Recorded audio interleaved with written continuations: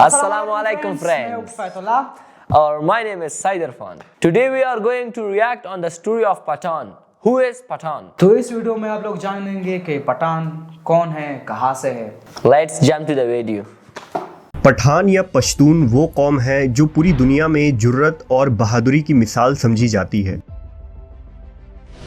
تاریخ شاہد ہے کہ یہ نہ تو کسی بادشاہ سے ڈرتے ہیں اور نہ ہی ان پر کسی ظالم حکمراں کا خوف طاری ہوتا ہے۔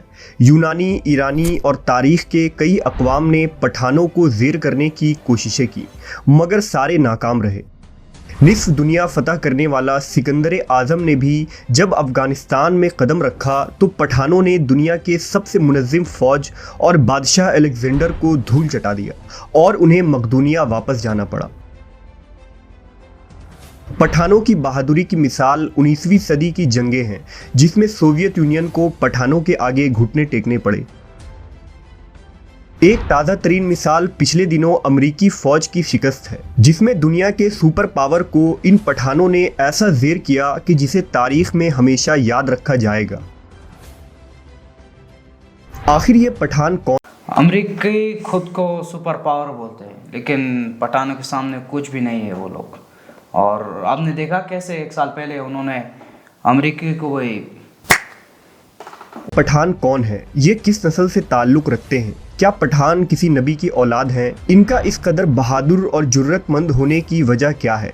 ان تمام سوالوں کے پیچھے کون سی دلچسپ تاریخ رقم ہے؟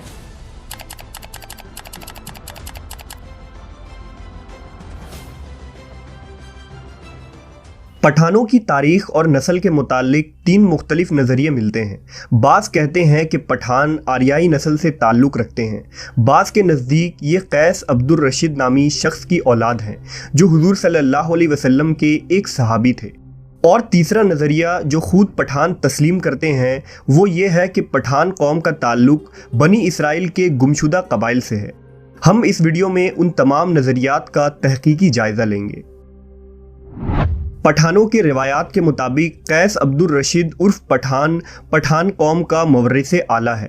قیس کو پٹھان اپنی زبان میں کچھ کہتے ہیں۔ قیس عبد الرشید وہ پہلے پشتون شخص تھے جنہیں عرب میں محمد صلی اللہ علیہ وسلم کی آمد کی خبر ہوئی تھی، لہٰذا جب قیس اپنے قوم کے لوگوں کے ساتھ مدینہ پہنچے اور حضور کے بارگاہ اقدس میں حاضر ہوئے تو نبی نے اس جماعت کے ساتھ شفقت فرمائی اور ہر ایک سے اس کا نام پوچھا۔ پھر حضور نے فرمایا کہ قیس عبرانی نام ہے، لہٰذا آپ صلی اللہ علیہ وسلم نے اسے بدل کر عبد الرشید رکھ دیا۔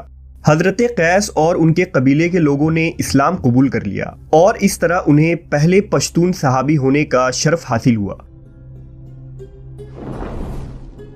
پختونی روایتوں کے مطابق ایک غزوے کے دوران جب مشرکین اسلامی لشکر پر بھاری پڑنے لگے تو حضور صلی اللہ علیہ وسلم نے حضرت خالد کو حکم دیا کہ جاؤ اور اپنے پٹھان بھائیوں کو مدد کے لیے بلاؤ، لہذا حضرت خالد افغانستان چلے گئے اور افغان سردار قیس عبد الرشید کو حضور کا پیغام دیا، لہذا تمام پٹھان قبیلے قیس عبد الرشید کی قیادت میں مکہ کی طرف روانہ ہو گئے۔ مکہ پہنچ کر انہوں نے ایک خون ریز جنگ لڑی۔ شام کو صحابہ کرام نے حضور کو یہ خوشرنجی سنائی کہ افغانی لشکر نے مشرکین کو شکست دے دی ہے اور ہماری فتح ہوئی ہے۔ حضرت خالد بن ولید نے ملک عبد الرشید کی بہادری کے واقعات حضور کو بتائے تو آپ کی زبان سے برملا یہ الفاظ جاری ہوئے کہ اللہ اس کی آل و اولاد کو فروغ بخشے گا، اس کے قبیلے کی تعداد اور طاقت سب سے زیادہ ہوگی۔ پھر نبی صلی اللہ علیہ وسلم نے فرمایا کہ مجھے وحی کے ذریعہ آگاہ کر دیا گیا ہے کہ اس کی خدمت کے لیے اس قبیلے کی کثرت و استحکام کو وہی حیثیت حاصل ہوگی جو کہ کشتی یا جہاز کے نیچے والی لکڑی کی ہوتی ہے جس پر جہاز کی عمارت استوار ہوتی ہے۔ حضور نے بارگاہ خداوندی میں دعا کی کہ اس مرد کی نسلوں سے ایک عظیم قبیلہ پیدا ہو جس کے افراد قیامت تک سلامتی اور ایمان کے ساتھ شریعت اسلام پر ثابت قدم رہیں۔ رخصت کے وقت حضرت خالد کی درخواست پر ایک انصاری صحابی کو قیس عبد الرشید کے ہمراہ کیا گیا تاکہ وہ کوہستان غور کے علاقوں میں لوگوں کو شریعت کی تعلیم دے۔ नेमतुल्लाह हरवी की किताब मुग़ज़न अफ़गानी, जो कैस कबीला की तारीख़ पर लिखी गई एक मशहूर किताब है, इसमें दर्ज है कि कैस अब्दुल रशीद हज़रत खालिद बिन वलीद के हाथ पर मशर्रफ़ बा इस्लाम हुए थे और कैस ने हज़रत खालिद की एक बेटी से निकाह भी किया था, जिससे बटन और गौर पैदा हुए और उनकी औलाद पठान के नाम से मशहूर हुई। नेमतुल्लाह हरवी ने लिखा कि कुतुब हदीस से इस खबर की तस्दीक नहीं होती है, लेकिन दूसरी तारीख़ी रिवायतों से सिंध और अफ़गानिस्तान से वफ़द का मदीना आना और इस्लाम कबूल करना साबित है। पठान कौम के मुतालिक दूसरा नज़रिया ये है कि पठान यहूदियुन नस्ल है। अफ़गानी तारीख़दां और बहुत से यहूदी मवर्रखीन पठान कौम का ताल्लुक़ क़बल अज़ मसीह के यहूदी कबीले से जोड़ते हैं, यानी बनी इसराइल के वो 12 कबीले जो अर्ज़ फ़लस्तीन में आबाद थे। दरअसल हज़रत याकूब अलैहिस्सलाम का लक़ब इसराइल था, इसलिए उनके औलादों को बनी इसराइल कहा जाता है। हज़रत याकूब के 12 बेटों से बनी इसराइल के 12 कबीलों की बुनियाद पड़ी, जिनमें आले यहूद, आले लावी और आले रोबन वग़ैरह मुअज़्ज़ज़ कबीले थे। खुदा ने आले यहूद में हज़रत दाऊद और सुलेमान अलैहिस्सलाम को मबूस फरमाया, जिन्हें किताब और बादशाहत दोनों अता की गई। हज़रत सुलेमान के ज़माने तक ये 12 कबीले यानी बनी इसराइल इज्तमाई तौर पर एक मजबूत और ताकतवर कौम थी, जिनका दारुल खिलाफा यरूशलेम शहर था। लेकिन हज़रत सुलेमान की वफ़ात के बाद जब आपका बेटा रहबाम तख्त नशी हुआ तो बनी इसराइल के 10 कबीलों ने उसे बादशाह तस्लीम करने से इनकार कर दिया। इस तरह बनी इसराइल 2 रियासतों में बढ़ गई। मशरिकी फ़लस्तीन में बनी इसराइल के 10 बागी कबीले ने सल्तनत इसराइल की बुनियाद रखी और मगरिबी फ़लस्तीन में बनी इसराइल के 2 कबीले यानी बनी लावी और बनी यहूदा रबहाम के मातहत रहे, जिन्हें सल्तनत यहूदा कहा जाता है। 800 कबल मसीह में बाबिल की अशूरी फ़ौज इसराइल पर हमला आवर हुई और उनकी हुकूमत को तबाह बर्बाद कर दिया। अब सिर्फ मगरिबी फ़लस्तीन में आबाद सल्तनत यहूदा बाकी रह गई और वहाँ बसे बनी इसराइल यहूदी कौम के नाम से मशहूर हुए। बनी इसराइल के बकिया 10 कबीले के अक्सर लोग कत्ल कर दिए गए, जबकि कुछ कबीले वहाँ से हिजरत करके दुनिया के मुख्तलिफ हिस्सों में जा बसे, जिन्हें बनी इसराइल का गुमशुदा कबीला यानी द लॉस्ट ट्राइब ऑफ बनी इसराइल कहा जाता है। ये वो रेवड़ थे जो अपने ग्रोह से जुदा होकर भटक गए और तारीख़ में उन कबीलों का कोई नामो निशान नहीं मिला। दरअसल तवील तारीख़ को मुख्तसर बयान करना मुश्किल काम है, लेकिन उम्मीद है कि आप वाक़यात को बखूबी समझ रहे होंगे। यहूदी मुहक्किकीन के मुताबिक जब सल्तनत इसराइल तबाह हुई तो बनी इसराइल के वो गुमशुदा कबीले भागकर ईरान के करीब गौर के पहाड़ों में जा बसे और फिर यहाँ से दीगर खित्तों में फैल गए। सैकड़ों सालों तक ये लोग यहाँ सकूनत पजीर रहे और रफ्ता रफ्ता शरीयत मूसवी और तौरेत के तालीमात को भूल बैठे। अलबत्ता उन्होंने अपना ख़ानदानी नसब और सिलसिला याद रखा और ख़ुद को फ़ख्रिया कौम बनी इसराइल और यहूदियुन नस्ल से जोड़े रखा। खुद पठानों का ये दावा है कि उनके आबाओ अजदाद का ताल्लुक़ कदीम ज़माने के यहूदियों से है, जबकि अफ़गानिस्तान के आखिरी बादशाह ज़ाहिर शाह मरहूम खुद ये इकरार करते थे कि उनका ताल्लुक़ बनी इसराइल के बिन्यामीन कबीले से है और वो उन्हीं बनी इसराइल के गुमशुदा कबीलों में एक हैं जो बुख्त नसर के हमले की वजह से अपने रेवड़ों से बिछड़ गए थे। दुनिया में पठान ही वो वाहिद कौम है जिसमें इस्लाम के बगैर कोई मज़हब नहीं। अगर किसी पठान से पूछा जाए कि आप पहले मुसलमान हैं या पख्तून, तो जवाब ये होगा कि मैं 5000 साल से पठान हूँ और 1400 साल से मुसलमान हूँ।